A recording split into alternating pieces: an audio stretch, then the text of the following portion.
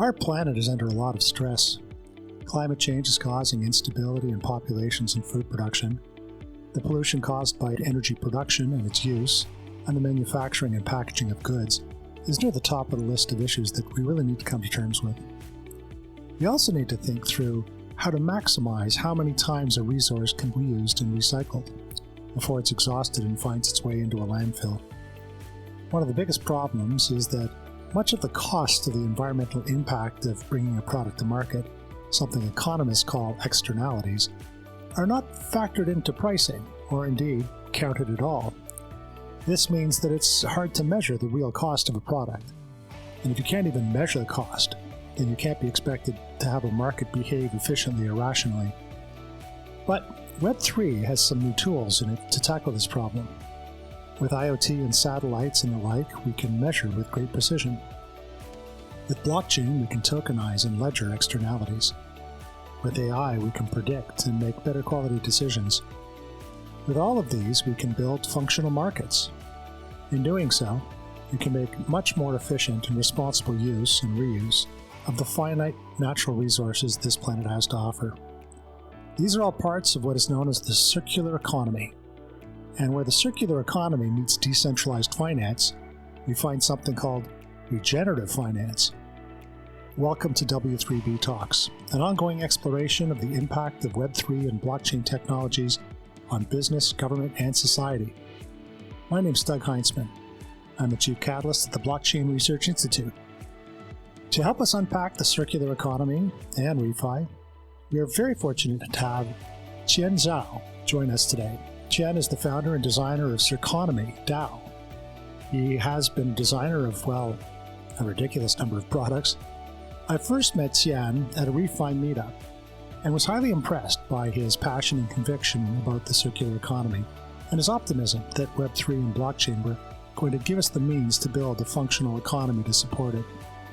I immediately knew we had to get him on the podcast to tell his story. Welcome to the podcast, Tian. How are you? Hey, I'm doing great. How about you? I am fine. And this is a topic that I, like a lot of people, am quite, passionate about. I think it's quite apparent that we do have a lot of stresses on the viability of our planet and the resources that we extract from it. And we have to be a lot more responsible about how we use those finite resources. And, we see part of this, and maybe the story kind of starts with what we're familiar with, right? I think a lot of us are very familiar with the carbon issue and climate change and efforts to count carbon and create a market around it. But that's really just the tip of the iceberg, right? So can you just help us, give us some definitions and an understanding of what we really mean by a circular economy? Okay, sure thing. So a circular economy is an economic model that aims to minimize waste and maximize the use of resources by keeping materials and products in use for as long as possible. And it could really be summed up with three key principles. So the first one is to design out waste and pollution. So products are designed to minimize waste and pollution and to be easily disassembled and recycled at the end of their useful life. The second principle is keeping products and materials in use. So products and materials should be reused, repurposed, or recycled to keep them in use for as long as possible, rather than being disposed of or after a single use. And then the third and final principle is regenerating natural systems. So natural systems such as forests and oceans are managed in a sustainable way to promote biodiversity and ecological health and to prevent the depletion of natural resources. Okay, so that's really helpful.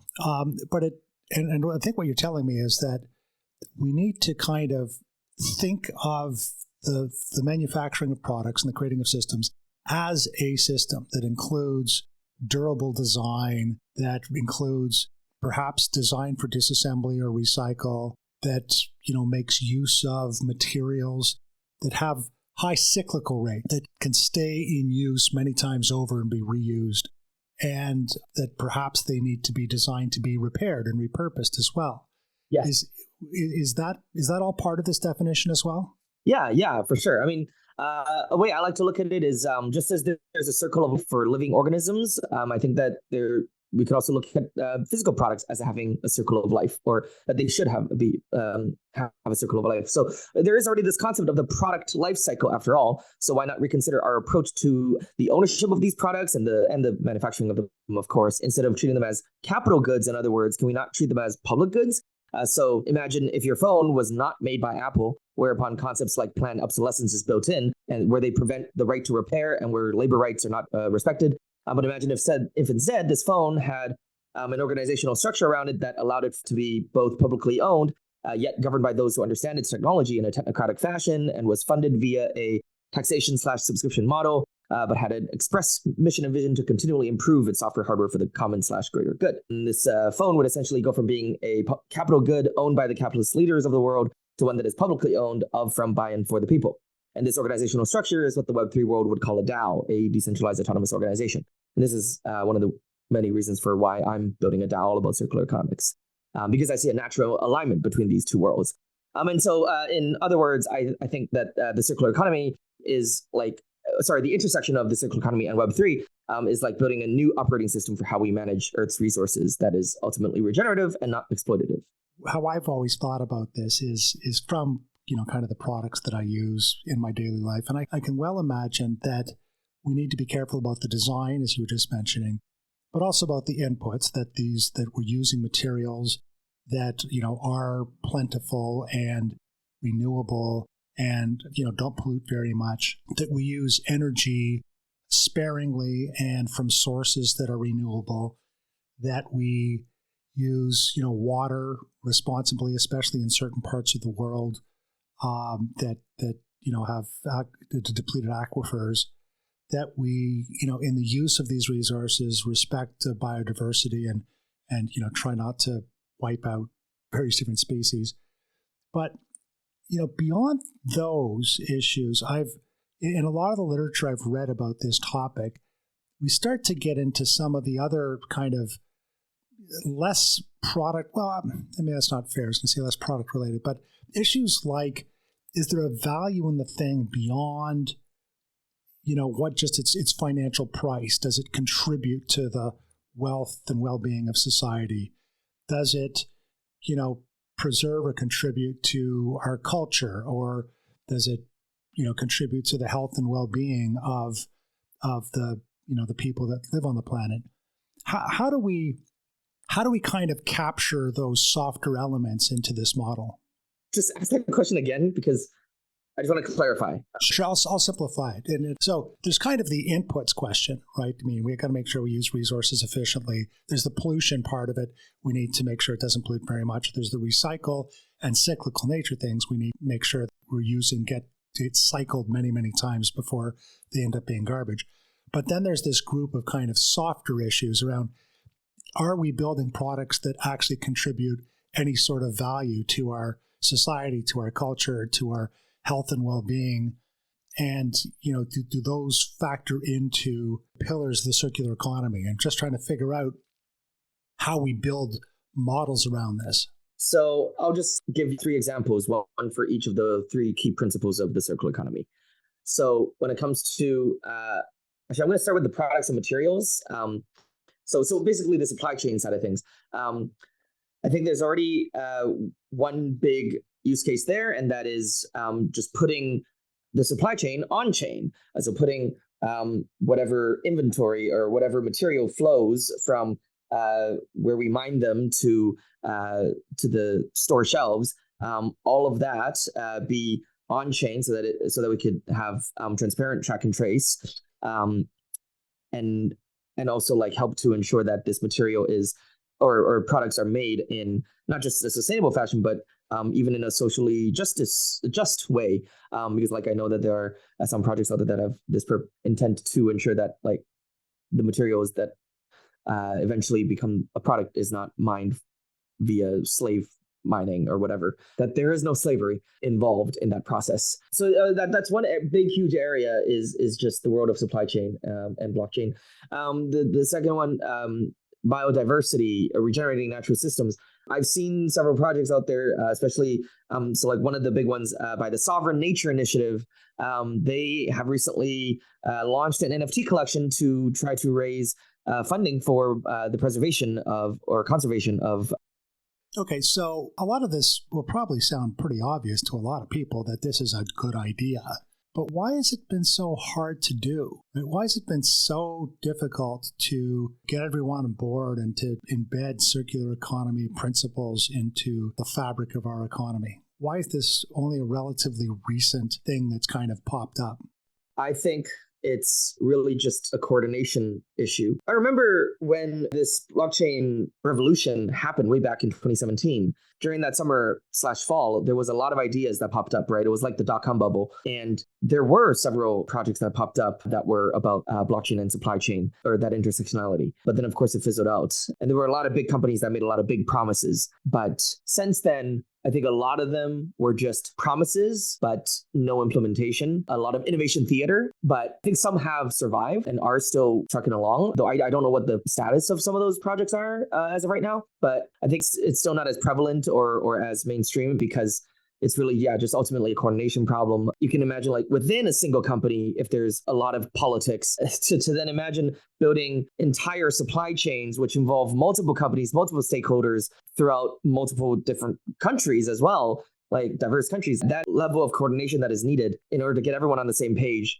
to agree to, for example, put all their inventory on a particular blockchain is just like nightmarish. So would it be fair to say that we find ourselves at an interesting juncture where the issues, especially because of the impact of climate change and resulting droughts and floods and glacial melting and malaria moving to higher altitudes and all the kind of that, it's become quite apparent how we are fundamentally limited by the ecosystems of the planet and need to respect them more. And at the same time, we've matured our information technology and we started to digitize much more data, and we've got a new tool set to use to count these things and ledger them and build real economies around it. Would it be fair to say that we're kind of at collision of these two major forces, technological enablement and the apparentness of the urgency of fixing the problem? When I was in university, way back in between the 2000s to 2010, I learned of the concept of the fourth industrial revolution. There was a lot of information about what that was, right, and / is, and it really excited me because I realized that, we're at this amazing Renaissance period where we really have all the tools in front of us to be able to make massive change for the better to solve UN SDG level problems. And we have this great confluence of what I like to call the computing trinity, which is cognitive computing, aka AI and machine learning and deep learning and all that stuff, plus connected computing, aka IoT, and even I would say AR, VR, because it's all just connected devices. And last but not least, distributed computing, aka blockchain and crypto. And so we have this great confluence of all these three major technologies to which we can create, I believe, like systems and processes that would be able to solve these major existential problems. Those four elements are, kind of what makes up the Web3 era that seems to be coming upon us, which is kind of exciting. Let's move from the circular economy, because I think a lot of people can kind of get their heads around what the circular economy means and why it's so important, and start moving into how do we do that? This is where this new term that may not be familiar to everyone of regenerative financing comes into play. So can you help us with a basic understanding of what regenerative financing is all about? So regenerative finance, or ReFi for short, is an inclusive, transparent, and accessible alternative to the conventional financial systems that we have today. And so ReFi opens avenues to embed care for communities, living ecosystems, and our environment into the roots of our economic system. So in this regenerative financial system, economic activity benefits all of the system's living participants instead of unsustainably extracting resources, unfairly distributing profits, and ignoring the value of living ecosystems. And right now, ReFi, I would say, is in its early stages. Even though technically it's been around since like half a decade ago, it all started with crypto donation projects. One of the biggest examples being Giveth, so Giveth.io, to other funding mechanisms like Gitcoin. They've pioneered this concept called quadratic funding, where you can crowdfund, but it's not just simply crowdfunding like Kickstarter or Indiegogo, but there's this matching mechanism that is built off of the quadratic formula. So the more you contribute to the campaign, eventually exponentially there will be more of a matched amount from partners. And so it all started with these donation and fundraising projects all the way to now. there is a whole slew of projects ranging from carbon credits related projects, so tokenization of carbon credits to try to ensure that there's transparency there and minimize greenwashing there, to what I mentioned earlier, the NFT projects that raise funds for biodiversity preservation, to the world of decentralized science, which I actually mentioned earlier, but that matches to that third principle of the circular economy, which is like, how do we, before I go into that, just decentralized science is pretty much what it sounds like. It tries to solve the problems of how the current conventional scientific world is just basically has a lot of bureaucracy and red tape, and DeSci attempts to be able to help push R&D to be more effective, essentially. And yeah, so like I see that there's a big intersection between the world of DeSci and material science to help be able to proliferate better products out there and that are more sustainable and proliferate that. I think the carbon example is one we're very familiar with. And, I'm familiar with a few of the projects in that space, the Regen Network and the Kilma DAO. So there's a bunch of these things that have kind of created tokenized carbon offset credit schemes and interact with the marketplace. Well, can you give some other examples beyond the carbon example of where ReFi is being implemented or could be implemented?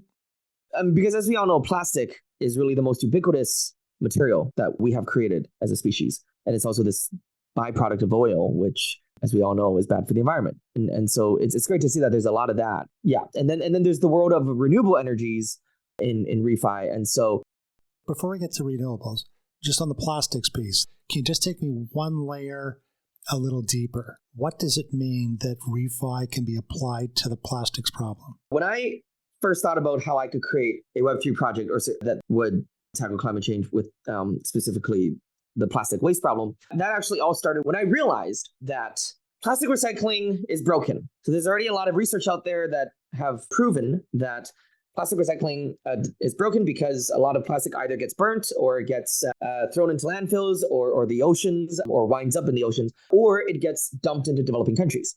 So when I discovered that, I was like, oh my gosh, well then if we can't even trust the big recycling companies, who can we trust? And so I happened upon this organization called Precious Plastic. This was way back in 2015, which was actually the year that I got into Web3. And so what Precious Plastic, they are a Web2 organization. They're not a Web3 organization. They're not for profit. Actually, the not for profit behind them is called One Army Earth. And what they've created is this set of machinery that allows you to break down plastics into teeny tiny pellets. And then you can use these teeny tiny pellets to make into a great variety of things, from furniture to toys to my favorite use case is 3D printing filament. So when I discovered Precious Plastic, I was like, oh my gosh, this is great. This is a grassroots, ground up community of people who are solving this problem. They're doing it in a very transparent way. There is no black box. And so how can we help them be more scalable and sustainable and thus have systemic impact in this world? And so when then I came to this concept of, well, let's create a DAO for them or around that to help them to be able to grow in a more self-driven and in a more autonomous and an empowered way. I want to get to the DAO discussion in a second, but I just want to make sure that I've got all the pieces in place, right? So we've got the circular economy, that's kind of the framework. We've got the concept of ReFi, which says we're going to take some of the decentralized finance tools and apply them to this circular economy problem. And we can start to tokenize things and ledger them so that we can start to count everything. And by counting them and having confidence in the quality of the ledgering, we can start exchanging them and assigning value to them and using them as elements inside of an economy. And whether it's incorporating it into a price for the marketplace or it's offsetting, between different elements in an ecosystem. So we now have this tokenization ability and this ledgering ability. And I'm guessing, and you tell me if I'm wrong here, but I'm guessing that what I like to think of as the radical composability of Web3, that is to say that because we can start counting and ledgering and normalizing things, we can have systems that kind of bind to each other in lots of different configurations. That this is kind of where we all go with this, right? You used the example of this plastics recycling company. If you were to use these Web3 tools that they didn't have access to when they built that business, how do you start rethinking that problem space from we have feedstock being waste plastic, what do we do with it, to a much broader view of the plastics problem and be able to attach complementary systems from other parts of the economy. How would you re-envision that business if they had access to the Web3 toolset? Okay, great question. Because this was one of the biggest stumbling blocks that I had that led to an iteration of Circonomy. We're not precious plastic focused right now. We have the concept of the DAO, we have the concept of tokenization and putting assets, real world assets on chain. Sure, that's all fine and dandy. But really what keeps any Web3 project afloat and sustainable is their crypto economics. So the mechanism design that allows for an economic system to be self-sustaining. Well, when it comes to trying to create a DAO for precious plastic, there is this concept out there called X to earn. So we have learn to earn projects out there. We have play to earn projects out there. Maybe we could create a crypto economic system that is recycle to earn. So every time someone recycles their plastic using the precious plastic machinery, they could earn some token. And then of course we could apply some like DeFi mechanisms to that. And we could have a peer-to-peer marketplace be built into this. But really, ultimately, that still was hard to come up with on my own. And I mean, I did a bunch of research, but it was still hard to come up with something that I felt confident in. And it was also after doing, a lot of research into existing plastic-based or plastic-related Web3 projects, is the approach that all these other projects take is they are really actually tokenizing plastic credits. So just as there's carbon credits, there is plastic credits. And so that's how they're going about doing it. When it comes to something for Circonomy, I could not actually see plastic credits being applied to it. And so we iterated to something else. But that doesn't mean that we won't revisit precious plastic down the road. You said something there that I thought was really, really interesting, that this really isn't just about tokenizing stuff, tokenizing things, right? X number of units of carbon or X number of pounds of plastic or X amount of whatever the ingredient is.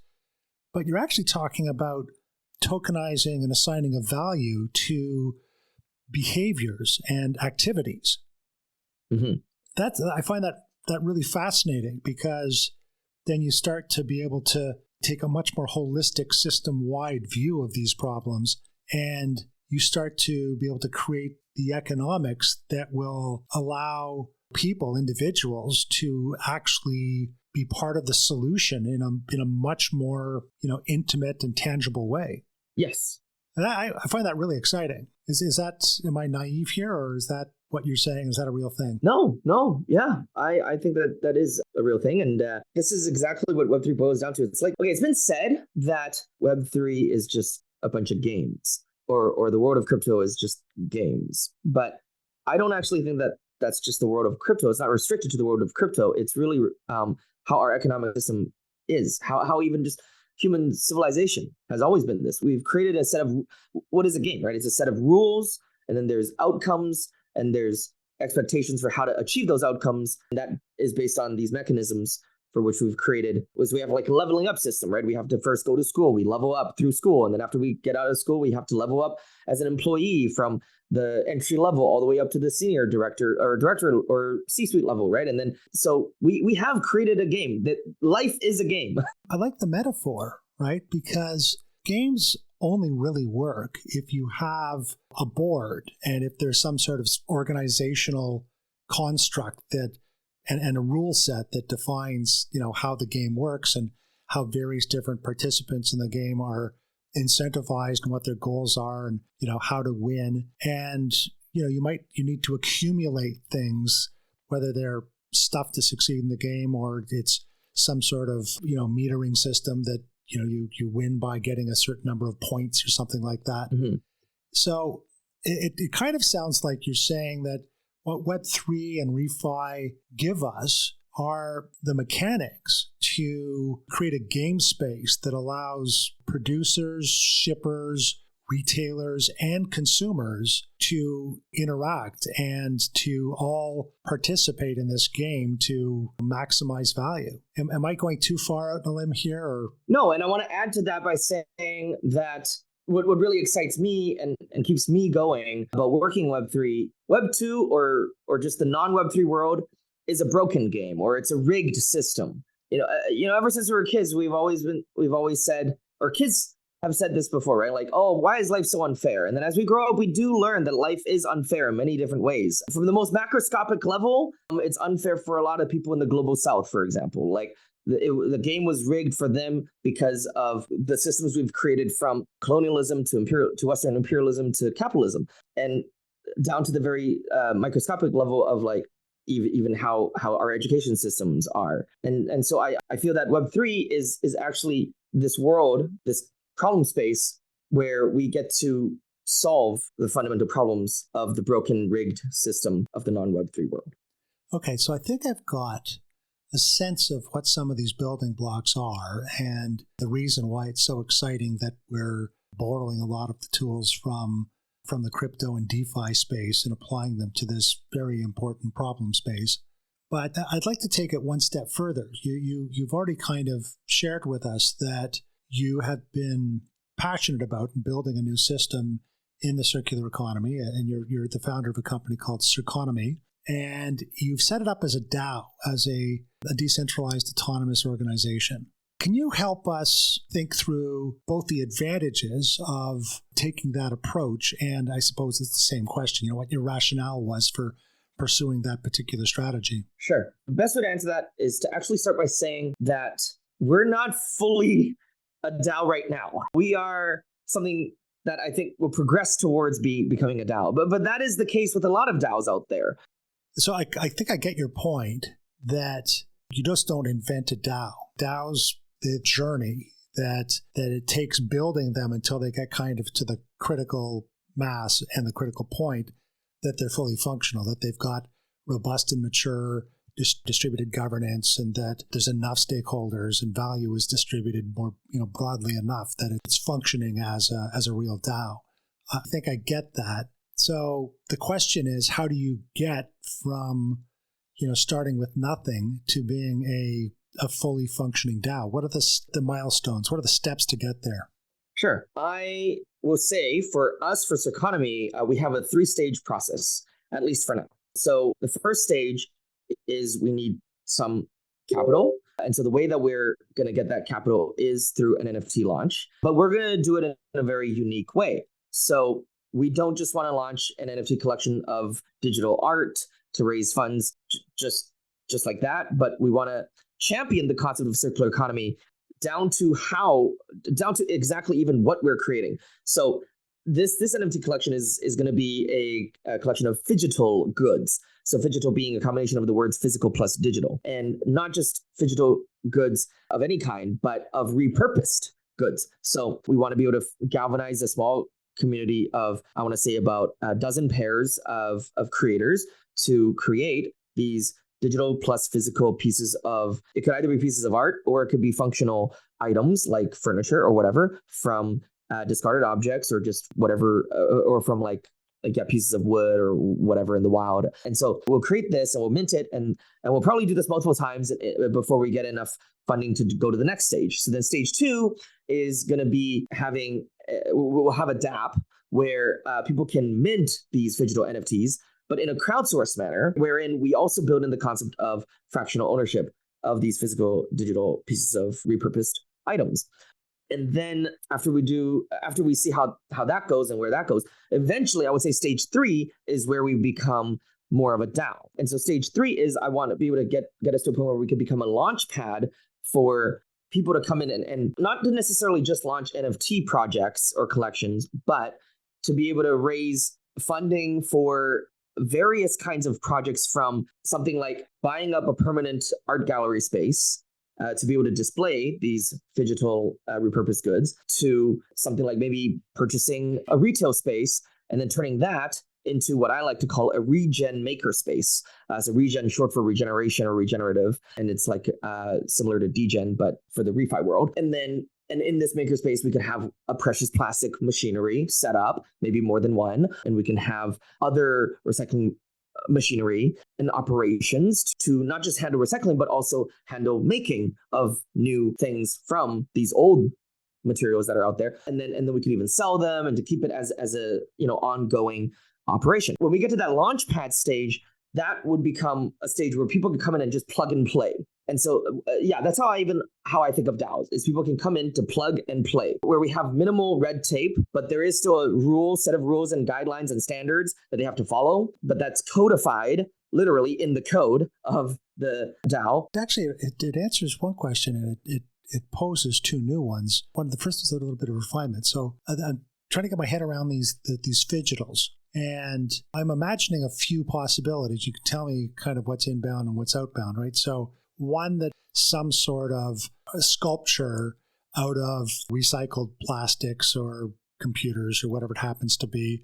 So it's the conversion of waste into art, right? And people can buy fractional ownership in that and collectively sponsor its showing it in a museum or something like that. I could imagine that maybe a group of people might want to sponsor a solar installation that used recycled solar collection technologies or something like that.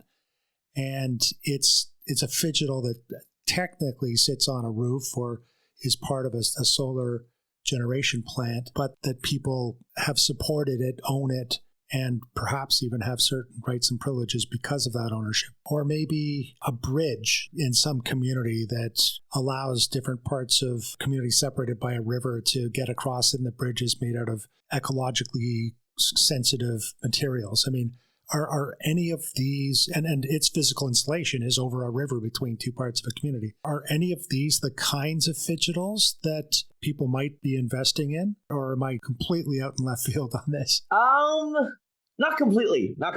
You are fractionally. Fractionally, okay, fair enough. Okay, so when it comes to stage 2, the idea is not fractional ownership by the people who buy it. It's fractional ownership by the people who produced it. So what do I mean by that? Let's say I'm the creator. I come in, I input all the parameters for what I need to build what I want to build. And by parameters, I mean, let's say I need X amount of Y material, A amount of B material, so on and so forth. And then I actually think this is where we could apply the concept of blockchain or crypto oracles into this product. And so we could have price oracles that help to determine the pricing of the materials, wherein we assign a value to the end product based on those oracle prices, right? So let's say, specific example, I need 50 pieces of plastic water bottles, and the oracle knows how much the water bottle costs, or the average cost, or whatever, and like we'll just have to come up with some algorithm that'll be able to calculate what fraction of the end results is those 50 water bottles going to be to the end result. And then so let's say in this community, Circonomy community, 2 people came in, one contributed 30 water bottles, the other contributed 20 water bottles. Well, they will, depending on how much they've contributed, they will own a fraction of the end result. And I say fraction of a fraction because it's like they're contributing specifically, 2 different fractions of the one fraction, which is the plastic water bottles. But there's potentially going to be other materials involved. Maybe I need also 20 pieces of wood that are of a certain length. And maybe I also input that I need another N number of metal rods or whatever. And so whoever contributes to the end result, there will be fractional ownership assigned to the people involved. And would that include the labor, the management to coordinate the assemblage of all of those things? Yeah, that should also be taken into consideration, I think. But to be honest, that's stage 2, and that's a stage that I haven't had much time to think about right now.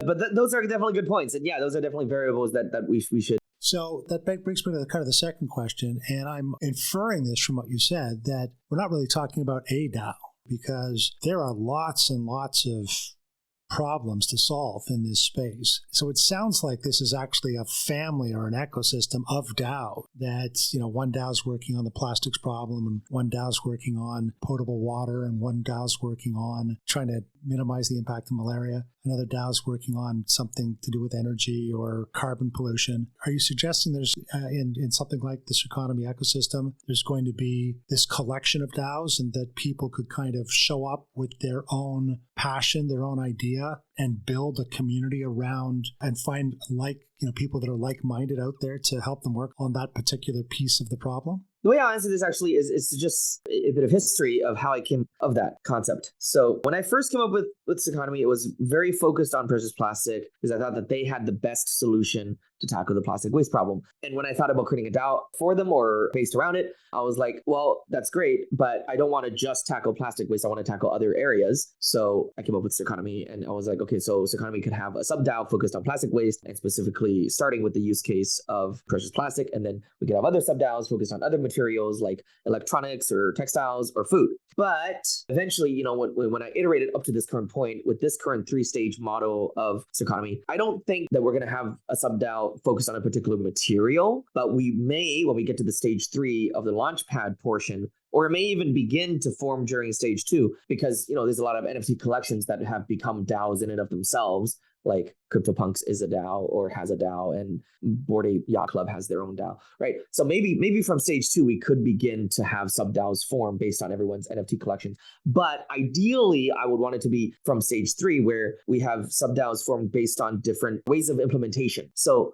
one of the ways was having permanent art gallery spaces. So maybe one sub DAO is specifically focused on helping scale that kind of operation. How do we get more and more art galleries all over the world with having permanent space supporting these digital repurposed goods? And then another sub-DAO could be focused on those regen maker spaces that I mentioned. And then maybe another sub-DAO could be focused on infrastructure. So as you mentioned, the bridge, maybe we could have that. So not just bridges, but infrastructure. And then maybe another sub-DAO focused on another implementation, right? And this way, we give more room for creativity and organic development of these ideas and autonomy, right? We support the concept of autonomy within the DAO, as opposed to if we prescribe that you have to have this one sub-DAO focused on X material, Y material, Z material. It seems to me that it would have been almost inconceivable that a small group of highly motivated and well-intentioned individuals putting together a startup would have the audacity to go and tilt at a windmill this big, right, to tackle this huge problem. I mean, this is kind of save the planet level kind of problem. What I'm kind of amazed at is that these Web3 tools are providing us with the scaffolding and the tool set that allow people like yourselves to have a great idea and to move forward with them and to chip away at the problem bit by bit. And I find that really inspirational. So just to kind of close things out here, in the journey that you've been on from kind of having this revelation and having this aspiration and this passion to go and tackle these problems and being well acquainted with and learning about all these new tools you have access to, what were the most important lessons that you've learned so far? And what do you think the biggest challenges are moving forward? Great question. I guess the greatest lesson that I think I learned throughout this entire process would be, starting from my original idea, I thought this would be pretty simple at the beginning. I was like, oh, precious plastic. You already have the machinery. And you've even open sourced it. And open source, as you know, is one of the core tenets of the Web3 world, right? So like, you've open sourced your blueprint for how to create this machinery so anyone can come and just do whatever they want, right? We don't need to get permission from you. And you've even open sourced your code, your map, where you can find existing places where people are using precious plastic and have those machinery set up. You've open sourced that on GitHub, so I could just fork it, right, and build off of it. I was like, well, this should not be that hard. And we have Gitcoin, we could raise funding. But then, eventually I iterated to where I am today, only because it was really just the hardest part is just the crypto economics. It's just, how do we create a system whereby the mechanisms make sense enough that could keep it self-sustaining. And eventually I came to where I am today because I learned, I really just took pages out of how other projects came to be where they are today. I learned from not just the ReFi world, but the non-ReFi worlds of like regular NFT projects. How did they launch and be successful? And the world of DeFi, and DAOs as a whole. And so it's just like looking at what has worked and what hasn't, and taking bits and pieces of those stories, those success stories, was able to formulate this 3-stage process and just having the resilience. So what are the challenges? The biggest challenge is trying to build something that hasn't been built before, because looking at existing ReFi projects, a lot of the plastic ones are leveraging an existing financial product that has been created actually by the Web 2 world, which is the plastic credits. And same with the carbon credit world, but even the renewable world, they're leveraging something that exists in the regular traditional finance world, and that's the REI. And so it's like, well, we're not leveraging any of these existing traditional financial products or instruments. How can we go about doing what we're doing? So we're really just trying to build something brand new from the ground up. And not many people have done it in this approach. And so I feel the greatest challenge is just trying to build in this way. So this is really fascinating. Can you help us understand how we might both learn more about this and how we might actually become involved in helping you solve this problem? So we have a website, circon.me. That's CIRCON.me. And apart from that, we are going to be launching a local meetup group in Toronto, and it's going to be a monthly series of events focused on ReFi. For those who aren't in Toronto, just go to our website and stay engaged via that because there'll be a Twitter link there. And feel free to send us any of your questions, comments, and suggestions because we are hungry to be able to grow this community. Fair enough. Well, thank you so much. Kudos to you and to your team. I'm rooting for you. I think that we need more people like yourselves that recognize some of the really big challenges that we're up against and have the imagination and the skills to leverage these new tools that we have access to and to build new kinds of constructs that will allow us to tackle these really challenging problems. So thank you so much for joining us today and sharing your thoughts and insights about how the world's going to be changed because of the circular economy and ReFi. And thank you all very much for joining us for this episode of W3B Talks. You can find out more information about Circonomy DAO at circon.me, and you can also find out more information and research about this and many other topics at blockchainresearchinstitute.org. I'm your host, Doug Heinzman. We hope that you will join us for our next episode of W3B Talks.